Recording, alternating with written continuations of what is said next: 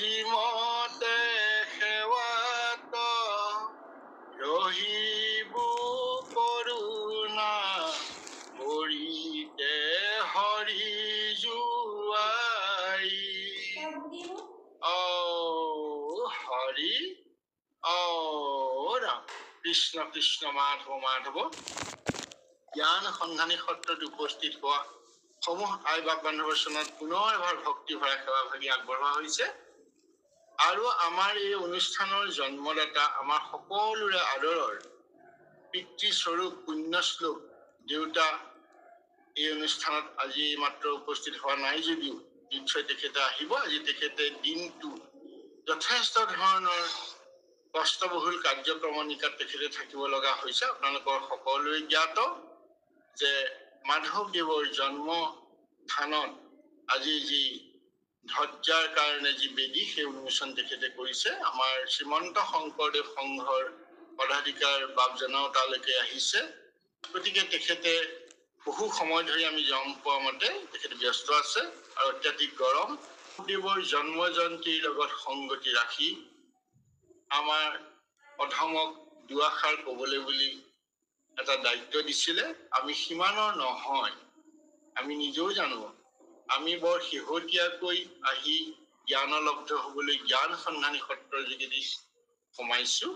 গতিকে আমাৰ অত্যন্ত সীমিত আৰু অনভিজ্ঞ জ্ঞানেৰে সৈতে আপোনাসৱে যিখিনি কথা জানে সেইখিনিকে অকণমান থুলমূলকৈ অৱগত কৰিব বিচাৰিছো। আপোনাসকলৰ মুখপদ্মৰ পৰা যিখিনি আমি শুনিছো, আমাৰ অতিকৈ আদৰৰ পুণ্যশ্লোক দেউতাৰ পৰা যিখিনি শিকিছো, সেইখিনিকে গোটাই মেলি আমি কিছু কথা ক'বলৈ আগবাঢ়িছো যিখিনি আপোনালোকৰ জ্ঞাত।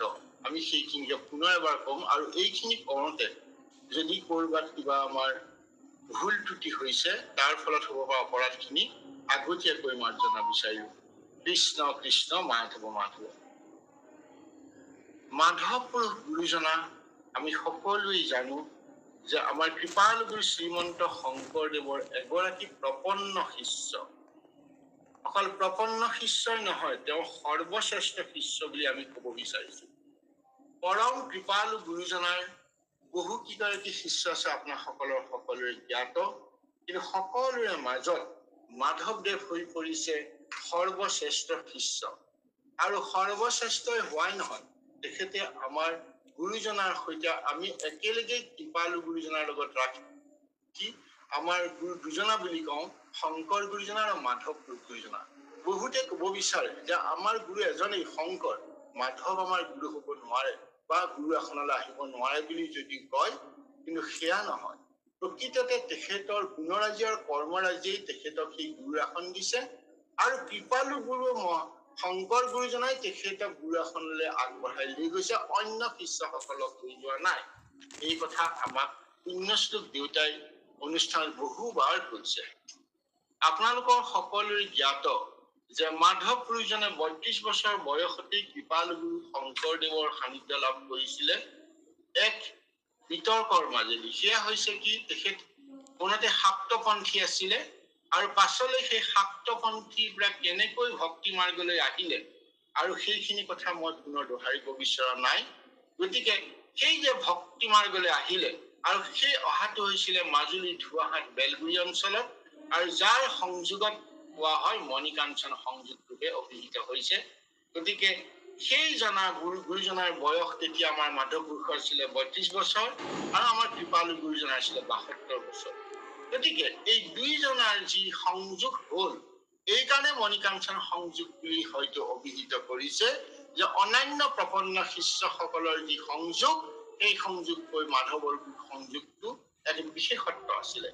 আৰু সেই বিশেষত্ব যদি আমি বিচাৰি কৰিবলৈ যাওঁ, তেতিয়া আমি দেখিবলৈ পাম যে পৰম গুৰু কৃপালু গুৰু শংকৰ গুৰুজনাই আমাৰ এই অসম মুলুকত আমাৰকৈ অতিকৈ গৌৰৱ বিষয় যে তেখেতে ভাৰতবৰ্ষত ১২ বছৰ অধিক কাল প্ৰথমতেই যেতিয়া সমগ্ৰ ভাৰতবৰ্ষৰ বিভিন্ন তীৰ্থস্থান দৰ্শন কৰিছিলে, কিয় কৰিছিলে?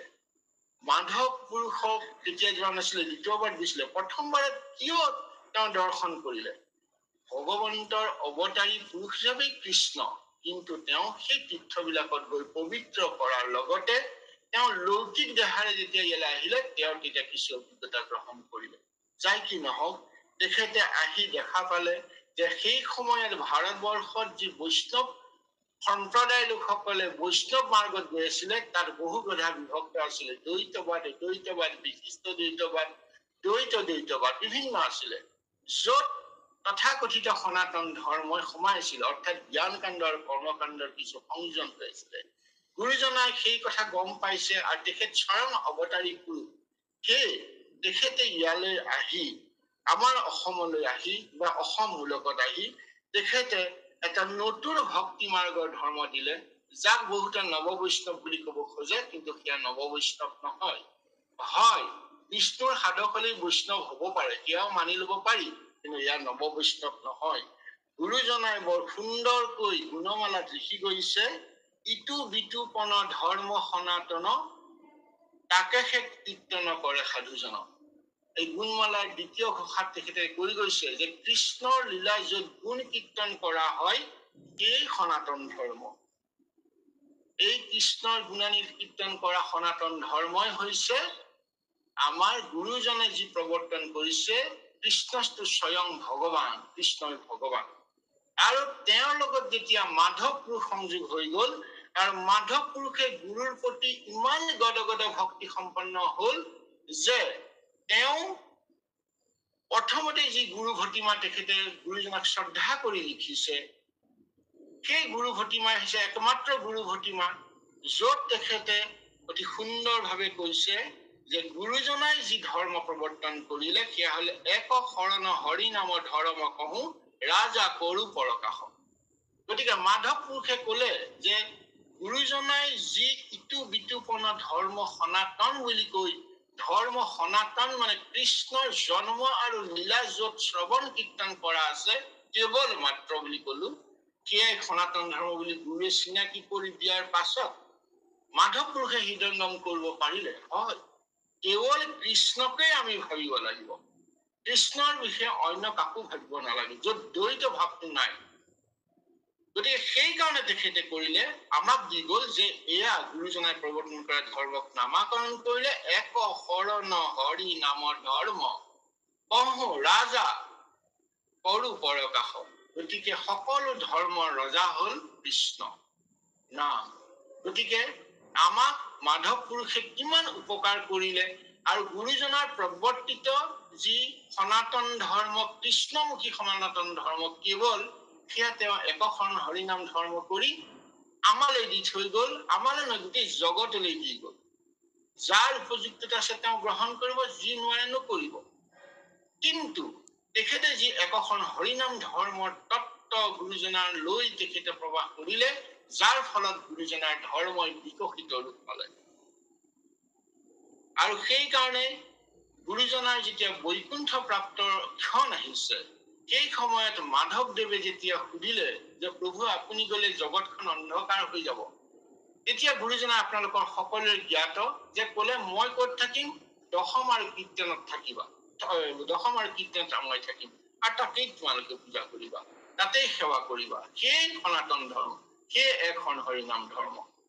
তাৰ পিছ মুহূৰ্ততে গুৰুজনাই কলে, সেয়া স্বীকৃতি প্ৰদান যে তুমিও ঘোষা শাস্ত্ৰ লিখিবা আৰু লিখি তুমি ঘোষাত থাকিবা আৰু ৰত্নাৱলীখন ইতিমধ্যে লিখিবা, ৰত্নাৱলীৰ মাজত থাকিবা। তাৰমানে কীৰ্তন দশমত গুৰুজনা থাকিব আৰু ঘোষা শাস্ত্ৰ ৰত্নাৱলীত মাধৱদেৱক থাকিবৰ কাৰণে গুৰুজনাই কৃপা কৰিলে, অৰ্থাৎ অন্য শিষ্য কৃপা কৰা নাই। সেইকাৰণে মই কব বিচাৰিছো যে মাধৱ প্ৰপন্ন শিষ্য নহয়, সৰ্বশ্ৰেষ্ঠ শিষ্য। আৰু এয়া কাম গুৰুজনাই কিয় কৰিলে, যে গুৰুজন স্বয়ং ভগৱন্তৰ অৱতাৰ, যেনেকৈ মাধৱ পুৰুষো ভগৱানৰ এক অংশ অৱতাৰ। সেই কথা আপোনালোকে বিভিন্ন আধ্যাত্মিক তত্ত্বৰ যোগেদি জানে, সেইখিনি কথা মই দোহাৰিব খোজা নাই। এতিয়া কথা হল কি, যে কৃপালু গুৰু শংকৰদেৱৰ একমাত্ৰ প্ৰপন্ন শিষ্য বুলি যেতিয়া আমি মাধৱদেৱক কলো, সৰ্বশ্ৰেষ্ঠ শিষ্য বুলি কলো, এতিয়া আমাৰ এটা কথা আহে যে এক শৰণ হৰি নাম ধৰ্মৰ গুৰু দেও নাম ভকত এই চাৰি বস্তুৰে সমাহাৰ হৈ আছে। আৰু আপোনালোকৰ সকলোৱে জানে যে চাৰি বস্তুৰ ভিতৰত গুৰু দেও বুলি ক'লে আমি কীৰ্তনত গুৰু তত্ত্ব পাওঁ, দেও বুলি ক'লে আমি দশমত পাওঁ, আৰু নাম বুলি ক'লে নামত পাওঁ, নামঘোষাত, আৰু ভকত বুলি ক'লে ৰত্নাৱলীত পাওঁ। অৰ্থাৎ কীৰ্তন দশম ঘোষা ৰত্নাৱলী হৈছে গুৰুদেও নাম ভকতৰ উপায়দায়ক বা উপাদানমূলক গ্ৰন্থ বুলি ক'ব পাৰি। এনেকুৱা এটা আমাৰ অনুভৱ হয়, আৰু বহুতে এই বিষয়ে তেনেধৰণে মত প্ৰকাশ কৰে।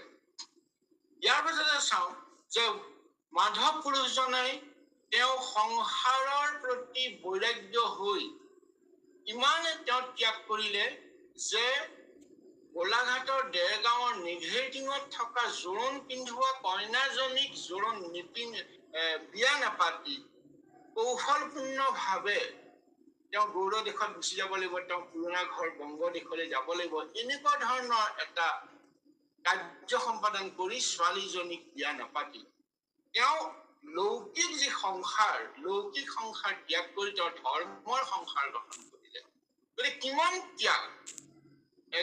এজন ৩২ বছৰ যুৱকে সেই ত্যাগ কৰিছে, অৰ্থাৎ তেওঁ হাতো পাঞ্চয় তেওঁ একভূত হৈ পেলাই কৃষ্ণক জপিব ললে কেৱল গুৰুৰ যোগেদি, আৰু সদায় তেওঁ গুৰুক উপস্থাপন কৰে, গুৰুৱে কৰিছে, গুৰুৰ কথাহে কৈ থাকে।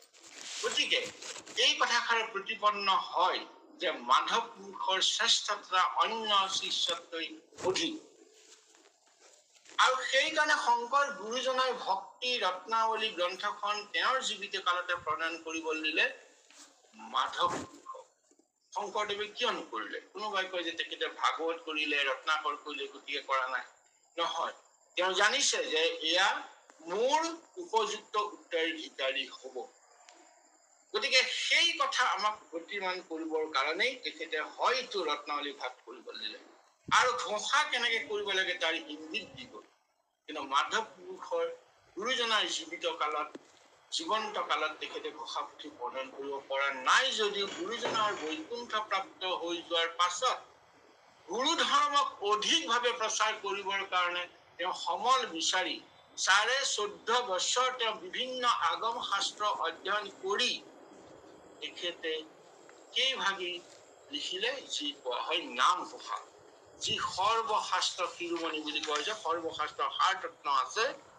গতিকে সেই যে গুৰুজনাই যে তেওঁ কৈ গল যে ঘোষা নামে শাস্ত্ৰখিনি তুমিও লিখিবা, ৰত্নাৱলীৰ ঘোষা মধ্যে তুমিও থাকিবা, এই গুৰুৱে যি তেওঁ আদেশ উপদেশ বা পৰামৰ্শ যি নবলক মুঠতে কৃপা কৰিছে, সেই কৃপা কৰি তেখেতে ৰত্নাৱলী ভাগ লিখিলে। আৰু গুৰুজনাৰ বৈকুণ্ঠ প্ৰাপ্তৰ পাছত সমস্ত বেদ উপনিষদ আগম শাস্ত্ৰ অধ্যয়ন কৰি যত সনাতন ধৰ্ম, কৃষ্ণৰ কি সনাতন ধৰ্মই একশৰণ হৰিনাম ধৰ্ম বুলি কোৱা হৈছে, সেই ভাগিক তেওঁ গোটাই আনি পেলাই নামঘোষা প্ৰণয়ন কৰিলে। আৰু আপোনালোকৰ সকলোৱে জ্ঞাত যে নামঘোষাত 3টা বস্তু আছে। প্ৰথমতে গুৰুৰ কৃপা লাভ কৰি তেওঁৰ যি পৰমাৰ্থিক তত্ত্ব আছে সেইখিনি কৈছে, আৰু দ্বিতীয়তে সমগ্ৰ আগম শাস্ত্ৰ বেদ উপনিষদ পঢ়ি যিখিনি দৰকাৰী অংশ সেইখিনি সাৰ সংগ্ৰহ কৰিলে।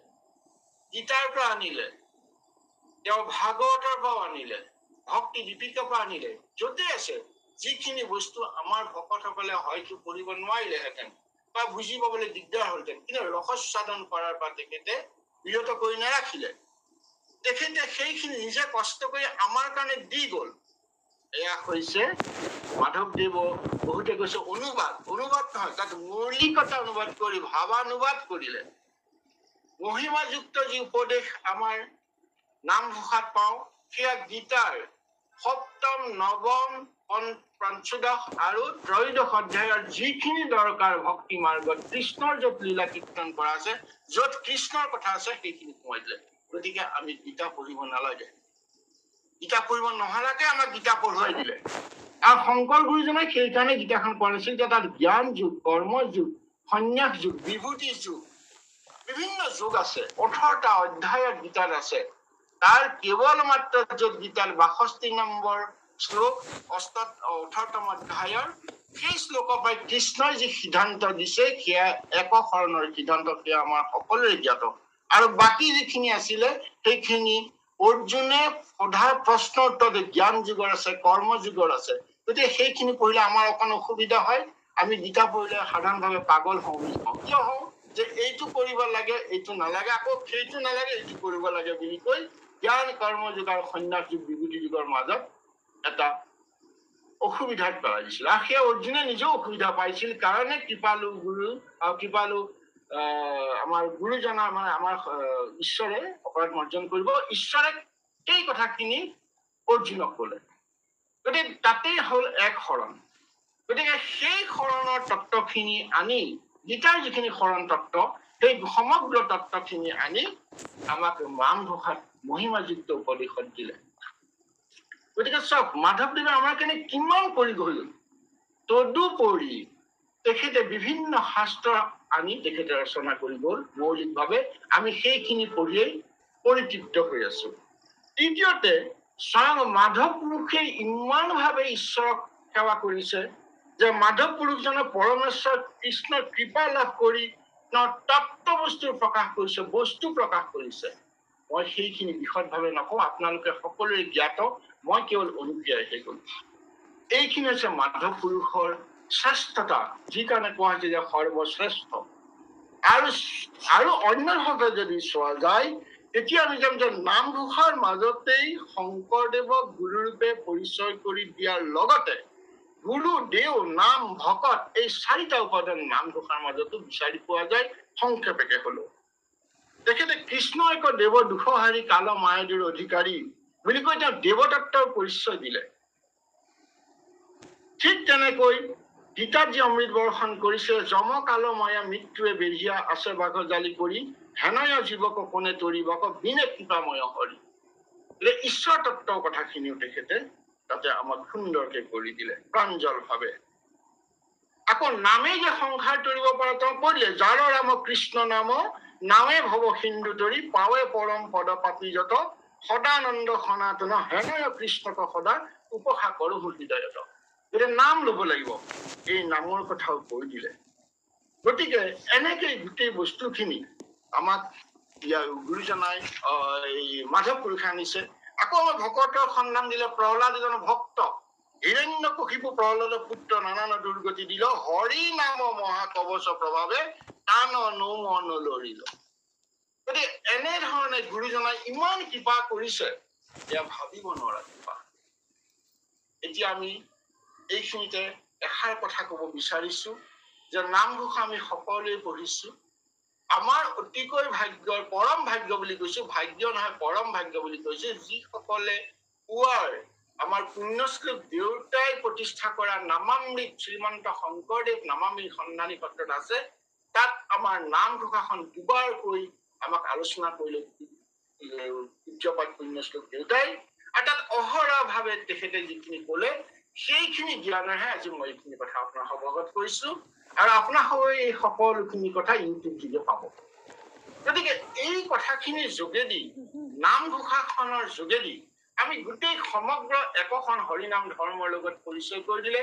আৰু গুৰুজনাৰ ধৰ্মক তেখেতে বহল দৃষ্টি পৰিসৰলৈ সকলোৰ মাজত আমাৰ সাধাৰণ ভকতৰ মাজলৈ লৈ গ'ল। এতিয়া ভকতে বেলেগ শাস্ত্ৰ পঢ়িব নালাগে। এই ঘোষা পঢ়িলো, তাতে আমি ভাগৱত পালো, আকৌ আমি কীৰ্তন পালো, তাতেই ভাগৱতৰ সাৰ তত্ত্ব পালো, আৰু অধিকভাৱে দশমৰ ৰত্নাৱলী বুলি আমি সমগ্ৰ বস্তু পালো। গতিকে এই যিটো গেটৱে বুলি কয়, যিটো প্ৰৱেশদ্বাৰ, সেইটো আমাক মাধৱ পুৰুষে আমাক ধুনীয়াকৈ সজ্জিত কৰিলে। আৰু মাধৱ পুৰুষৰ শেষত আমি কওঁ যে মাধৱ পুৰুষৰ হেজাৰ ঘোষা, হেজাৰী ঘোষা বুলি কওঁ, কিন্তু আমি কাকো দোষাৰোপ নকৰাকৈ অতি সভক্তিৰে বিনয়েৰে কব খুজিছো যে আমাৰ বহু বৌদ্ধিক জগতত, বিশেষকৈ বিশ্ববিদ্যালয়ৰ পৰ্যায়ত হেজাৰী এক ঘোষা লিখিলে বুলি কৈ হেজাৰী ঘোষা বুলি কৈছে। কাৰণ মাধৱ পুৰুষে 1001 লিখা নাই, আমাৰ পুণ্যশ্লোকে কৈছে 1000 লিখিছে। গতিকে 1001টো ক'ৰ পৰা আহিলে? কোনোবা এটা ঘোষা হয়তো বেছিকৈ ৰিপিট হৈ গ'ল। আৰু দেখা গৈছে যে আমাৰ গুৰুজনাই যি ঘোষা লিখিছিলে নামঘোষা, তাৰ যি নাম ছন্দ, সেই নাম ছন্দ ভাগতেই ঘোষাৰ তাৰতম্যটো অগা পিছা হৈছে, আৰু তাৰ আগতে অলপ অগা পিছা হৈ এটা ঘোষা বাঢ়ি গৈছে। আৰু বৰ্তমান আমাৰ দত্ত বৰুৱা কোম্পানীৰ যোগেদি প্ৰকাশিত নামঘোষাখন যদি আপোনালোকৰ আছে তেতিয়া দেখিব 942 নম্বৰ যি ভাগী ঘোষা আৰু 943 নম্বৰ ঘোষা ভাগী এটাই একেভাগী ঘোষাকে তাতে ৰিপিট কৰা হৈছে আৰু সেইকাৰণে 1001 হৈছে আমাৰ শ্ৰীমন্ত শংকৰদেৱ সংঘৰ বাক্যামৃতটো 939 নম্বৰ আৰু 940 নম্বৰ এই একেজোকা ঘোষাকে ৰিপিট কৰা হৈছে কিন্তু 1000 ঘোষা থকা কিতাপ আমি পাইছো লয়াৰ্ছ বুক ষ্টলৰ যিখন নামঘোষা কীৰ্তনৰ নামঘোষা পাঠ হৈছে ডক্টৰ মহেশ্বৰ নেওগৰ সম্পাদিত ৰূপত তাত 1000 আছে এতিয়া আমি চালো যে তেওঁ ক'ত লিখিছে হয় তেওঁ সেই ঘোষা ভাগটো 942 আৰু 943 তাত পুনৰ পঢ়িও আকৌ 1000 আনিলে এতিয়া চিন্তা কৰি আমি দেখিলো যে ক'ত কৰিলে তেতিয়া দেখা গৈছে যে নামচন্দৰ যিটো ঘোষা আছিলে যি ভাগী ঘোষা আছিলে ৰাম ৰাম ৰাম ৰাম গোপাল জীৱেৰ জীৱন যদুৰাই এই ভাগীৰ পাছত ৰামকৃষ্ণ ৰামকৃষ্ণ ৰামকৃষ্ণ জয় ৰাম এই ভাগী ঘোষা লয়াৰ্ছ বুকৰ কিতাপখনত নাই বা শ্ৰীমন্ত শংকৰদেৱ সংঘৰ প্ৰকাশিত নামঘোষাখনত এই ভাগী নাই আৰু নাথাকি কি হৈছে সেই দুভাগী ঘোষা যি দুভাগী আমি কৈছো আমি উল্লেখ কৰিছো এয়া হৈছে জগত জীৱন ৰাম যদুপতি জগত জীৱন ৰাম হৰি হৰি জগত জীৱন ৰাম 942 আৰু 943 কোনোবা কিতাপত হয়তো 939 আৰু 44 এই দুভাগী একে হৈছে গতিকে আপোনালোকে মন কৰিব যে গুৰুজনাই লিখা ঘোষাবিলাকত ঘোষাৰ নম্বৰ ক্ৰমিক নম্বৰবোৰ অকণমান ইফাল সিফাল হৈ গৈছে গতিকে এইটো আমাৰ কাৰণে অকণমান উদ্বেগজনক বিষয় এইখিনি বিদ্যাৱন্ত সমাজে নিশ্চয় পাঠ সমীক্ষা কৰি আমাক দিব বুলি আমি বৰ আশাৰে ৰৈছো আৰু এই বিষয়ে মই যেতিয়া কিছু কথা পাতিছিলো তেতিয়া আমি গম পাইছিলো যে মাধৱদেৱে লিখা আচল ঘোষাখন ক'ত আছে জানিবৰ মন যায় কাৰণ গুৰুজনাই লিখা 14.5 বছৰ পাছত তেখেতে নামঘোষাখন লিখিছে সেইখনতো হেৰাই যাব নোৱাৰে হয় তথ্যগতভাৱে পোৱা গৈছে কিমান দূৰ সত্যতা জনা নাযায়